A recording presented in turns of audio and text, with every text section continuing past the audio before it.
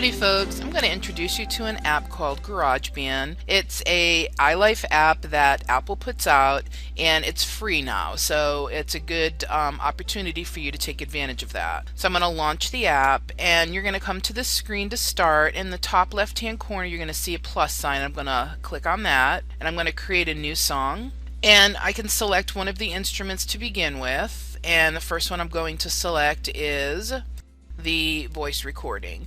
Now you'll notice that the meter is showing that I'm actively talking, so now I'm live, and I can record that by pressing the button at the top on the right, and it's the red one. That's to record. If I want to record somebody speaking, or if I want to record a student reading, you can have kids singing, you know, there's just many options for you to add. There's also loops that have voice recording, and I'm going to show you what the loops are because that's what we're going to focus on today for this video, is how to create music using loops from GarageBand. And this is copyright free, so you can use this music in your iMovies or any of the media tools that you would like to use in your classroom. I'm going to click on, if you look at the top here, you see the microphone. That means that's what's active. And then on the right of that, you see that those little bars, or that icon that looks like little bars. I'm going to click on that, and you'll notice that now that turns blue. And you'll see that I have the first track here. This is the track for the audio. So if I want to record some audio, or I want to add an audio loop, I can do that. To add loops, I'm going to go up here to this. But before I do that, I want to go to the tools, which is the little wrench. And I want to select the metronome and close it because I don't want to hear the ticking in the background of the metronome. I don't need that. The next thing I want to go to is the loops here.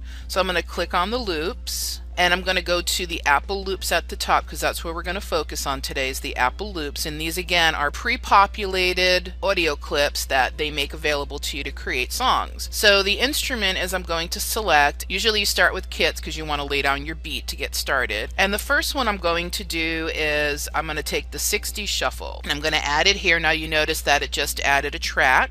And I'm going to listen to it so you can hear what it sounds like. So I'm going to stop that, and then I want to go back to my loops, and I'm going to select the bass. Okay, that usually is the next one, and that's how I do it. So again, you can do it however you want to. Let's see, I'm going to do the indie groove bass. Let's see how that sounds.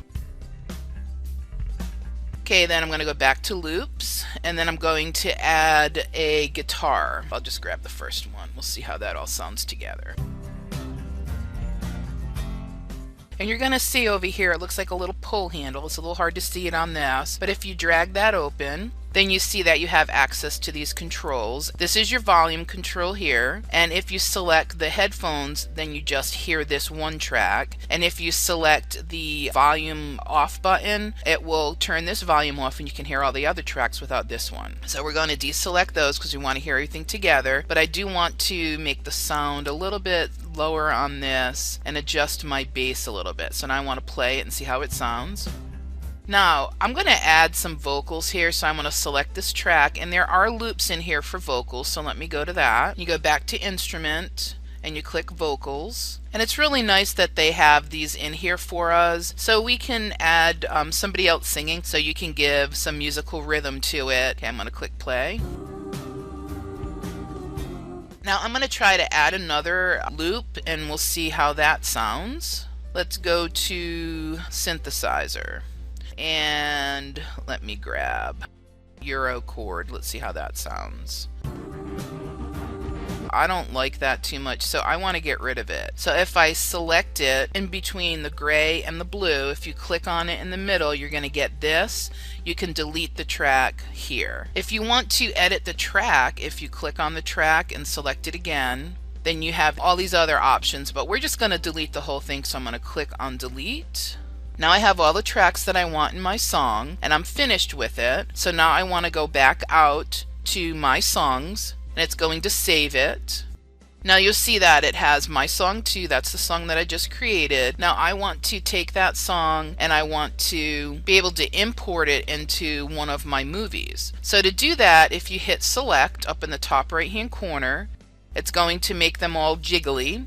And you select the song that you want to add to your iMovie, and you hit that arrow here, the up arrow, and you're going to notice you have all these different features. You want to click on the one that says open in. It looks like the app symbol. And you select what quality you want it to be. I'm just going to leave it at the preset, and I'm going to click share. Now it's exporting the song, so it takes a little while for it to do that. Now you'll notice that I have different selections. I want it to import right into iMovie, but if you want to save it into some of your cloud storage options, you have your SkyDrive Pro, which you can use it within your Office 365, but I want to use it in a movie, so I'm going to hit open in iMovie, and I'm going to click done, and they'll stop jiggling. Now it kicks it right into iMovie because that's where I wanted it to go, and I'm selecting the project, so I'm going to click My Movie 2. I can add it to one because I already started with this one, or I can replace it. So I'm just going to replace the one that's already in there. And if I didn't have that, it would just kick it right in. And there's my song, and it's in iMovie, and I can add some video footage to go with it. And here's my movie that I created.